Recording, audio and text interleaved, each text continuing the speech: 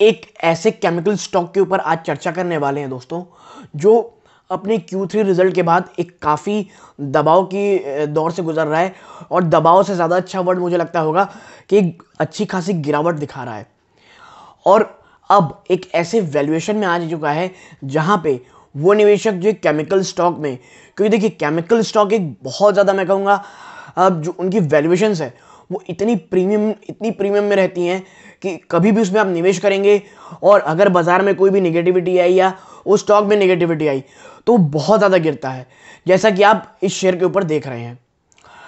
आने वाले समय में किस तरह की चाल हो सकती है इस स्टॉक की, भारत सरकार का पूरे के पूरे सेक्टर की ओर क्या नज़रिया है, और जो ये स्टॉक है जिसके ऊपर मैं आज बात करने वाला हूँ उसमें निवेश क्यों करना चाहिए उन निवेशकों को जो थोड़े से, कहना चाहिए, रिस्क इन्वेस्टर हैं और एक ऐसी कंपनी में निवेश करना चाहते हैं जो उन्हें एक मल्टी बैगर रिटर्न दे। दोस्तों इसमें थोड़ा खतरा है इस स्टॉक में, पूरे सेक्टर में, क्योंकि बहुत हाईली प्रीमियम वैल्यूड रहते हैं लेकिन उतना ही आपको रिटर्न देती है। नमस्कार दोस्तों, मेरा नाम है अमिताभ मिश्रा। आज बात करने वाला हूं एल्काइल एमाइंस की। दोस्तों सबसे पहले बात करूंगा एमाइंस। एमाइंस का मतलब क्या होता है, प्लस ये किस, कहना चाहिए, इसका यूजेस क्या होता है, किस, ऐसा कहना चाहिए, ऐसे कौन से ये केमिकल्स बनाती है जिसमें ये, कहना चाहिए, अग्रणीय है, नंबर 1 मैन्युफैक्चरर है। प्लस फिर इनकी थोड़े बैलेंस शीट में चर्चा करूंगा दोस्तों, क्यों Q3 में गिरावट आई और ये गिरावट क्या आने वाले समय में जारी रह सकती है। फिर उसके बाद दोस्तों ये बात करूंगा कि जो शेयर होल्डिंग पैटर्न है वो किस प्रकार का है। आखिरी में जो मेरा पर्सनल नज़रिया है कि मैं क्या सोचता हूँ एल्काइल एमाइंस के बारे में। तो वीडियो को अंत तक देखिएगा दोस्तों, अगर आप इस शेयर में निवेश करना चाहते हैं। बहुत, कहना चाहिए, आपको बहुत मदद करेगा आपकी रिसर्च में। तो दोस्तों अब चलते हैं सीधा इसके बिजनेस मॉडल में, इसके केमिकल स्टॉक में कौन सी मैन्युफैक्चर करती है, कहाँ पे ये मार्केट लीडर है और क्यों इसमें गिरावट हुई। तो सीधा चलते हैं अपने नेक्स्ट सेक्शन की ओर। एक कंपनी की, आप ध्यान दीजिएगा, एक कंपनी के लिए जिसमें भी आप निवेश करते हैं उसमें ही सबसे पहली चीज़ जो हमें देखनी रहती है वो ये है कि क्या उस कंपनी की मैनेजमेंट इतनी ज़्यादा, मैं कहूँगा, एक्सपर्ट है कि वो इस इतने कॉम्प्लेक्स बिजनेस को, और बात जब केमिकल सेक्टर जैसे इतने कॉम्प्लेक्स बिजनेस की हो तो क्या उसे संभाल सकती है। तो उसमें मैं बता दूं आपको दोस्तों, एल्काइल एमाइंस कंपनी में ये बिल्कुल प्रॉब्लम नहीं आती। आप देखिए, सबसे पहले मैं आपको दिखाता हूँ that incorporated in 1979 by mister Yogesh Kothari. दोस्तों 40 साल से ज़्यादा का एक्सपीरियंस है इनके मैनेजमेंट को, है ना, Kothari. Alkyl amines is a leading manufacturer of aliphatic amines in India. जो एलिफैटिक एमाइंस है दोस्तों, ये एक इसी से दोस्तों एल्काइल जो एमाइंस होता है इन्हीं से प्रोड्यूस किया जाता है इसे। तो जो एलिफैटिक एमाइंस है इनके लीडिंग मैन्युफैक्चरर हैं दोस्तों ये। और आप देखिए, aliphatic amines are product derive from ammonia. Ammonia से इसे डिराइव किया जाता है दोस्तों इस प्रोडक्ट को बाय डिस्प्लेसमेंट ऑफ हाइड्रोजन की डिस्प्लेसमेंट से in the ammonia molecule by other radicals such as methyl, ethyl and propyl. यानी कि देखिए, जो अमोनिया होता है उसको, उसी से ये निकाला जाता है दोस्तों एलिफैटिक एमाइंस, किसके द्वारा, जो कहना चाहिए, हाइड्रोजन की डिस्प्लेसमेंट से, प्लस जो अदर मॉलिक्यूल्स है उनकी सहायता से। कैसे मॉलिक्यूल्स, मिथाइल, इथाइल और प्रोपाइल। तो ये तो हो गए भाई कि ये किसमें लीडिंग मैन्युफैक्चरर हैं, एलिफैटिक एमाइंस में। और जो एल्काइल एमाइंस है ये जो बिजनेस कर रही है उसमें लीडिंग मैन्युफैक्चरर एलिफैटिक एमाइंस है। तो अब हम आगे बढ़ते हैं दोस्तों कि अब हमको समझ में आएगा कि कौन से में ये बिजनेस लीडर है। तो आप देख के हैरान रहेंगे। आप देखें, business leadership, 100+ product most developed in house. 100 से ज़्यादा प्रोडक्ट दोस्तों ये बनाती है जिसमें से अधिकतर इनके अंदर ये खुद ही प्रोड्यूस करते हैं। Global leader in ethyl amines. Ethyl amines में ये ग्लोबल लीडर है दोस्तों। दूसरा, one of the leading player globally in DEHA। DEHA में ये ग्लोबल लीडर है दोस्तों मैन्युफैक्चर में। One of the largest producer of DMA-HCl। DMA-HCl में दोस्तों ये लार्जेस्ट प्रोड्यूसर है। अभी यही खत्म नहीं होता दोस्तों, मैं आपको और दिखाता हूं। आप देखें इधर, that 10 manufacturing plant in Kurkumbh, Pune में 10 मैन्युफैक्चरिंग प्लांट है दोस्तों। मैन्युफैक्चरिंग इतनी ज़्यादा, कहना चाहिए, जब आप कंपनी में निवेश करते हैं आप देखेंगे कि अगर उनके पास एक सॉलिड मैन्युफैक्चरिंग, कहना चाहिए, कैपेसिटी है, मैन्युफैक्चरिंग, कहना चाहिए, मैन्युफैक्चरिंग इंफ्रास्ट्रक्चर है, तो वो कंपनी एक, कहना चाहिए, निवेश के लिए बहुत ज़्यादा फेवरेबल हो जाती है। आप आगे देखें, 2 manufacturing plant and Patal Ganga in Raigad. 2 manufacturing plant and Dahej Gujarat. Total 14 manufacturing plant है दोस्तों, और 2 अलग अलग स्टेट्स में। देखिए 2 अलग स्टेट में होना क्यों जरूरी है, खास करके केमिकल स्टॉक्स। अब अमर राजा बैटरी के अगर आप देख रहे होंगे तो वो सिर्फ एक स्टेट में अपना सारा मैन्युफैक्चरिंग प्लांट, एक सारा तो नहीं कहना चाहिए, हाँ जो बहुत बड़े बड़े मेन मैन्युफैक्चरिंग प्लांट थे उनको एक ही स्टेट में रखा। स्टेट कहना चाहिए, कुछ पॉलिटिकल इश्यूज आए, देखिए 2 प्लांट अचानक बंद हो रखे हैं। तो इसीलिए मुझे अब ये चीज़ मुझे अच्छी लगती है, अगर कोई कंपनी खास करके केमिकल स्टॉक्स जो कहना चाहिए जो हमेशा रडार में रहती है रेगुलेटर्स के, अगर कोई प्रॉब्लम आती है तो आपके पास इतने अलग अलग स्टेट्स में, 2 अलग अलग स्टेट्स में एक अच्छी मैन्युफैक्चरिंग यूनिट है क्या, ताकि आपके बिजनेस को उतना घाटा ना हो। ठीक है, तो हम मैन्युफैक्चरिंग यूनिट देख लिए, हमने ये देखा कि कितने कहना चाहिए ये ग्लोबल लीडर्स है इतने सारी चीज़ों में। अब आप देखें इधर आगे, that shift to value added product.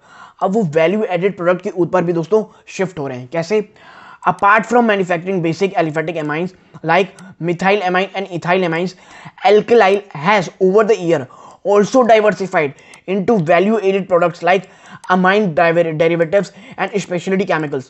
ठीक है, अब इसके बाद दोस्तों ये amine derivatives plus specialty chemicals की ओर भी आगे जा रहे हैं। These products find application in end-use industry like pharma, water treatment and foundry dyes। देखिए अब ये क्या किए, अभी वैल्यू एडेड प्रोडक्ट की तरफ भी जा रहे हैं, क्योंकि देखिए diversification is the key to success in a business. तो ये अपनी चीज़ों को देखिए दोस्तों, अब एक ग्लोबल लीडर बन गए, अभी अलग अलग चीज़ों में भी डाइवर्सिफिकेशन कर रहे हैं। तो इन्होंने अपना नेक्स्ट चीज़ क्या लिया, जो एंड प्रोडक्ट में दोस्तों यूज़ की जाती हैं एमाइन डेरिवेटिव्स, जैसे किसमें, फार्मा में, एग्रो बिजनेस में, वाटर ट्रीटमेंट में, फाउंड्री में और डाइस में। तो इनमें भी अभी ये दोस्तों अपना बिजनेस बढ़ा रहे हैं, जो कि बहुत ही ज़्यादा अच्छा है मैं कहूँगा। ठीक, अब देखिए एक नया प्लांट बन रहा है इनका दहेज में, एक और ना न्यू एसिटोनाइट्राइल प्लांट इन दहेज will come up by Q3 financial 2021। तो ये दोस्तों बन चुका होगा जब तक का ये डेटा दिखा रहा है। ठीक है, 30 to 40% capacity expansion, company is expanding capacity for aliphatic amine by 30 to 40% and कुकुम्ब एंड पाताल गंगा साइट्स। यानी कुकुम और पाताल गंगा साइट में दोस्तों जो एलिफेटिक अमाइंस है उनके एक्सपेंशन 30 से 40% ये बढ़ाने चाह रही हैं। तो देखिए कंपनी के एक्सपेंशन प्लान है, कंपनी मार्केट लीडर है, वैल्यूएडेड चीज़ों में भी जा रही है दोस्तों, यानी कि एक world diversified market global leader, 40 साल के ज़्यादा का एक्सपीरियंस एक मैनेजमेंट, यानी निवेश के लिए ज़बरदस्त मैं कहूँगा कंपनी। अब मैं चल के दिखाता हूँ थोड़ा आपके इसके दोस्तों, उनको इनकी थोड़ी सी कहना चाहिए वैल्यूएशंस पे नजर डालते हैं। देखिए 15,000 करोड़ से ज़्यादा की, बल्कि मान लीजिए 16,000 करोड़ की आप समझ लीजिए इनका मार्केट कैप है। फिर करंट मार्केट प्राइस के रहने दीजिए। डिविडेंड यील्ड दोस्तों देखिए 0.32% है। और फिर मैं फिर कहूँगा ये ग्रोथ स्टॉक है दोस्तों, डिविडेंड स्टॉक नहीं है। ग्रोथ स्टॉक में कभी भी आपको डिविडेंड नहीं मिलेगा, आपको डिविडेंड चाहिए ग्रोथ स्टॉक में जाइए, ग्रोथ चाहिए ये वो आपको लाके ज़रूर दिया है दोस्तों, और आगे भी देता रहेगा। आप ज़रा ROC return on capital equity में देखिए, और ROA रिटर्न ऑन इक्विटी में देखेंगे, एक 55% एंड 44.6%। फिनोमिनल है दोस्तों, फिनोमिनल। प्रमोटर की होल्डिंग 72% की, डेट टू इक्विटी ना के बराबर, डेट फ्री कंपनी है। आप EPS देखिए 53 रुपए की है। फ्री कैश फ्लो 3 साल में फ्री कैश फ्लो लगभग 400 करोड़ के आसपास का है दोस्तों। पिछले 12 महीनों में इन्होंने 310 करोड़ ज़्यादा का प्रॉफिट कमाया है। ठीक है, ऑपरेटिंग प्रॉफिट मार्जिन 25% ज़्यादा के ऑपरेटिंग प्रॉफिट मार्जिन में ये कंपनी काम कर रही है दोस्तों। यानी कि आप एक नज़र डालेंगे ना तो आपको बिल्कुल भी कहीं भी कुछ भी कमी बिल्कुल नज़र नहीं आएगी दोस्तों। देखिए तो प्रॉब्लम क्या आ गई Q3 में, प्रॉब्लम आई दोस्तों एक चीज़ में, जो मैं आपको भी दिखाता हूँ। इसमें आप यहाँ पॉज करके देख सकते हैं कि यहाँ प्रोज कितने ज़्यादा हैं और कॉन्स केवल एक है दोस्तों। पॉज करके एक बार देखिएगा ज़रूर। और आप देखें आगे इनके क्वार्टरली रिजल्ट में अगर मैं आपको बताऊं कि प्रॉब्लम कहाँ हुई है तो आपको पता चलेगा। देखिए सेल्स के नंबर में कोई प्रॉब्लम नहीं है दोस्तों, सेल्स अभी भी 377 करोड़ में आई है, जो कि क्वार्टर ऑन क्वार्टर बेसिस में और ईयर ऑन बेसिस में तो बहुत ही ज़्यादा है। आप देखिए पिछले साल में 324 करोड़ थी, वो अब बढ़ के 377 करोड़ हो गई है। प्रॉब्लम कहाँ आई है दोस्तों? देखिए प्रॉब्लम आई है आपको पता है एक्सपेंसेस में। इनका जो खर्चा है आप देखें 310 करोड़ में निकल के आया है। ठीक है, 310 करोड़। और जब खर्चे बढ़ेंगे दोस्तों रॉ मटेरियल कॉस्ट के कारण, रॉ मटेरियल बहुत ज़्यादा एक्सपेंसिव हो रहे हैं इन्फ्लेशन के कारण दोस्तों। ठीक है, और उस कारण कहाँ पे आपको सबसे ज़्यादा प्रॉब्लम आता है? सीधा सीधा आपके मार्जिन में डेंट पड़ता है। और देखिए ऑपरेटिंग प्रॉफिट मार्जिन, जहां कंपनी 35, 38, 28% में काम करती थी, वो घट के 18% रह गया है दोस्तों।